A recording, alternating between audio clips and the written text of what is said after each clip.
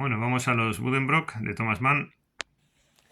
Estamos ante una obra en parte autobiográfica. A Thomas Mann se le había muerto su padre, su madre se traslada a Múnich, al barrio de Schwabing concretamente, y aquí se va a relatar en los Buddenbrook el declive de una familia, y lo que nos interesa destacar es cómo ese declive se asocia a la presencia de la música. Esto es una familia empresarial, se va a describir 3 generaciones, pero justo al final, cuando entra la música en escena, como consecuencia de la esposa del último de las 3 generaciones, del último de los Buddenbrook, pues en ese momento ya se produce el declive, y como vamos a ver, una obra interesantísima, por cierto, es lo que le llevó a ganar el premio Nobel a Thomas Mann. Thomas Mann es uno de estos casos de escritor que se pudo permitir el salto a la literatura gracias al éxito. Bueno, diríamos que por mérito, obviamente, pero también por azar, que tuvo como escritor inicialmente, y eso le permitió dejar el trabajo que tenía como oficinista y dar el salto, como digo, a la literatura. Bueno, vamos a ver, como siempre, el argumento. Esta obra empieza describiendo al cónsul Jean Buddenbrook, que tiene 3 hijos, que son Thomas, Christian y Tony. Tony es un personaje femenino, tiene a su vez 2 matrimonios, uno de ellos con Grünlich. Y bueno, me voy a basar en unas notas que tomé cuando leí el Buddenbrook. Estoy a punto de publicar un ensayo, y así ya de paso pues voy repasando el texto que tengo, y pues si acaso hay alguna errata, ¿no? Bueno, pues aquí las notas que me he tomado, que es al primero de los 2 matrimonios que se ve forzada a realizar por sus padres con Grünlich. Ella termina accediendo por cumplimiento del deber, una de las características de Thomas Mann, este comportamiento burgués de cumplimiento del deber, el sentido de responsabilidad, y ella, pues Tony, es una fiel esposa a Grünlich, pero finalmente se descubre que su marido contrajo matrimonio por intereses económicos, falseando las cuentas de su empresa. Descubierto el fraude, se produce el divorcio y regresa a casa Tony.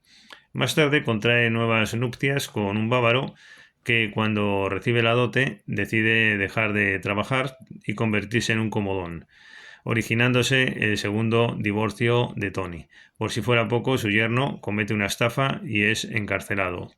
Cuando sale de prisión se refugia en Londres y no se sabe más de él. El otro hermano, Christian, es en el fondo un anticipo de lo que viene después con el hijo de Thomas, un personaje malogrado, este Christian, por culpa de su afición al teatro, esta asociación entre el arte que te arrastra, el arte inevitable, pero el arte que no te lleva por buen camino. Es una idea muy de Thomas Mann que nos interesa mucho destacar, porque es un auténtico filósofo del arte, nuestro autor de hoy, al que dedicaremos muchos programas. Bueno, decíamos que el otro hermano Christian es en el fondo un anticipo de lo que viene después con el hijo de Thomas, es decir, un personaje malogrado por culpa de su afición al teatro, los espectáculos y los clubes. Thomas encarna los valores del burgués que actúa con sentido de responsabilidad. Hemos saltado ya a Thomas, es el burgués por antonomasia, la persona responsable, el personaje que encarna todos los valores, el que es como todos debemos ser. Se preocupa del futuro de la empresa, de la tradición familiar. Se muestra preocupado por el hecho de que su hijo muestre una especial afición a la música, sin vocación alguna por ser sucesor de la empresa familiar de los Buddenbrook. Thomas acaba abatido ante la impotencia de cumplir lo que él considera su deber. Por culpa de una infección de una muela, muere repentinamente. Esto de las infecciones de las muelas en las obras de Thomas Mann es todo un tema. La familia queda deshecha y sin sucesión. Se vende la casa, el hijo muere de tifus, la obra termina. Bueno, aquí unos comentarios que he escrito que voy a leer. Es preciso tener en cuenta que Thomas Mann busca el sentido de las cosas en el arte y la cultura. Es decir, Thomas Mann sin el arte y la cultura no es Thomas Mann, está claro. Él es escritor y muestra hasta una obsesiva pasión por la música. Su mundo personal no es el del empresariado, a pesar de sus antecedentes familiares. La obra, en parte, Buddenbrook, es autobiográfica, ubicada en los países asiáticos de donde proceden los Man. En plural podríamos decir humorísticamente los Menar, pero bueno, son los Man. Sin embargo, el lector siente simpatía por Thomas, personaje que encarna el cumplimiento del deber. El oficio empresarial representa aquello que es positivo en la vida, lo que no impide una valoración negativa de buena parte de los burgueses que van apareciendo en la obra. Por ejemplo, el primer marido de Tony, su hermana, una persona sin escrúpulos que es capaz de engañar y casarse por puro beneficio económico sin el menor escrúpulo. Bueno, aquí tenemos las dos vertientes de lo burgués de Thomas Mann. Esto es muy importante en su temática, en su obra. El burgués responsable, bueno, diríamos tres: el burgués que lucha con el arte, porque el artista para Thomas Mann o la persona de cultura tiene que ser burguesa, pero tiene que tener una inclinación a lo artístico. Y en tercer lugar tenemos estos burgueses infectos, despreciables, como los que acabamos de decir, el primer marido de Tony, la hermana de Thomas Buddenbrook. Es decir, estas tres tipologías de burgueses dentro de la misma novela. Bueno, y decimos que en cambio, pese a esa vocación del autor por el arte, la música en particular, que es el mundo de Thomas Mann, es lo que acaba destruyendo la música, una realidad muy positiva, bien asentada en el comercio y los valores importantes de la vida. Anno Buddenbrook es el espíritu de la música, es su encarnación. En parte, Thomas, este personaje principal, se culpa de no haberse dedicado más a su hijo por sus ocupaciones. Bueno, el caso es que el último de los Buddenbrook, este Anno, el hijo de Thomas, se ve influenciado por su madre, que toca el violín. El hijo del comerciante sufre el hechizo de la música y fatalmente termina rompiendo la sucesión de los Buddenbrook, a no querer dedicarse al comercio. Ni siquiera es Anno un virtuoso, en la música tampoco destaca. Da conciertos menores, pero no puede salir del ámbito musical con el que se identifica plenamente. Es decir, es un músico por naturaleza, una persona que sigue esos parámetros, pero no consigue ser nada en la música tampoco. Es Jano simplemente la encarnación del alma musical y sensible. Su esposa, la esposa de Thomas, la madre de Jano, termina coqueteando además con un teniente músico con quien es feliz, no así con su marido. Thomas acaba abatiéndose y odiando la música. Es el burgués que admira la música, pero de la cual se siente lejano. Y la acaba, como digo, odiando. Para él la cultura es importante, pero como una cosa accesoria, un entretenimiento. Esto es como los burgueses, ¿no?, de la época. La música pues sirve de complemento a tu persona. Y además sabe música, ¿no? Pero no más allá que esto. Pues, sin embargo, estos otros están invadidos por el mal de la música. Thomas Mann nos muestra una visión burguesa convencional de la cultura al servicio de una imagen, como digo, convencional. Cuando dan un concierto familiar, Anno y su madre, los burgueses que lo oyen, y la familia, aplauden sin entender nada de lo que han oído. Esto es muy típico. Thomas es incapaz de entender el mundo de su esposa, como decíamos, y ésta no se siente integrada en el ambiente de su marido. Es como dos mundos diferenciados, lo empresarial y el arte. Es algo que le supera. Un templo para él inaccesible. En definitiva, la cultura es aquello que nos lleva por mal camino cuando ésta se manifiesta genuinamente como es, pero con una cierta fatalidad del destino. No tiene por qué ser así, pero en la novela es el desenlace y es lo que ocurre. El éxito por esta vía es algo milagroso. Lo más normal es que destruya mundos firmes y positivos, nos desvía del buen hacer, el arte, la música. Pero el interés de este pensamiento está en observar que procede de un amante de la cultura artística, genuinamente conocedor de la misma, y que busca en esta un sentido de la existencia.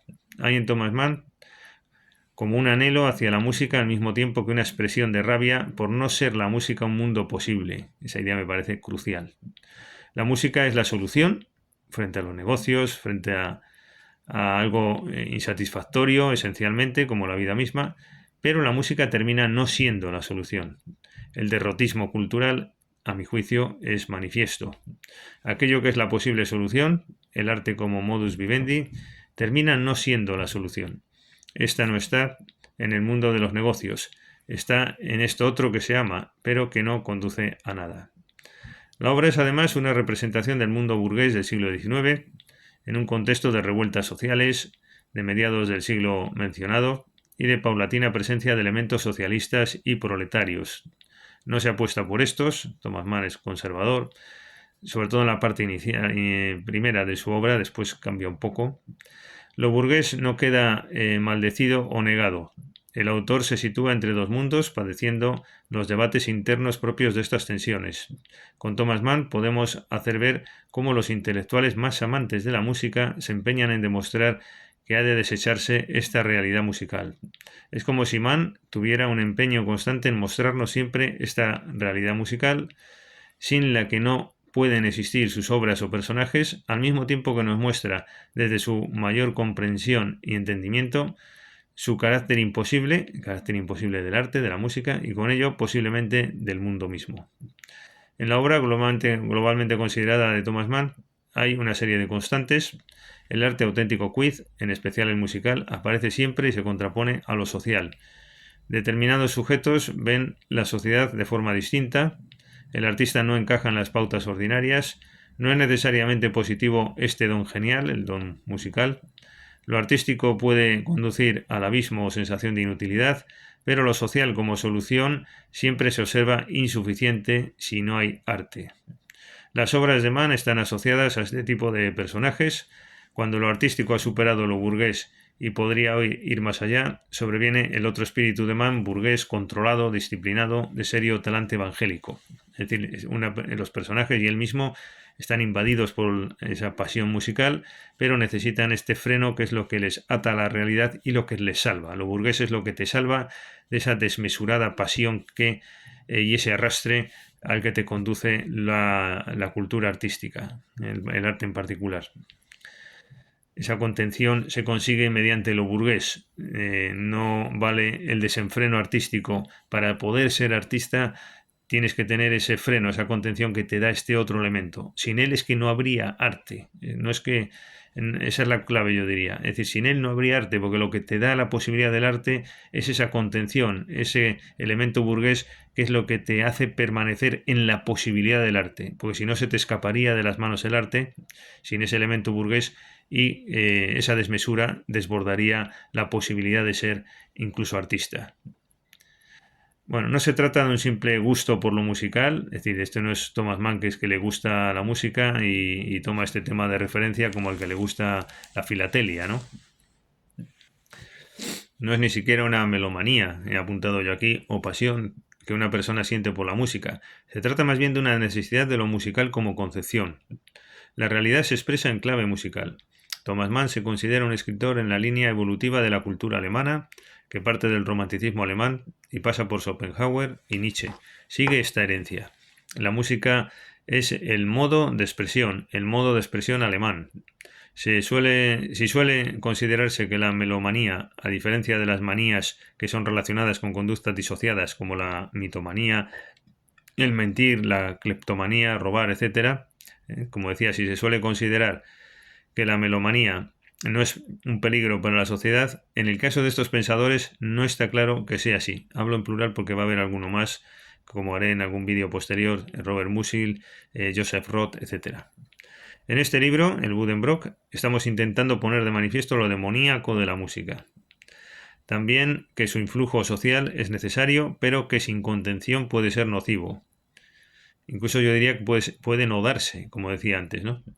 El quiz, tras Thomas Mann, tomando este relevo, sería profundizar en esta clave, yendo hasta el límite posible.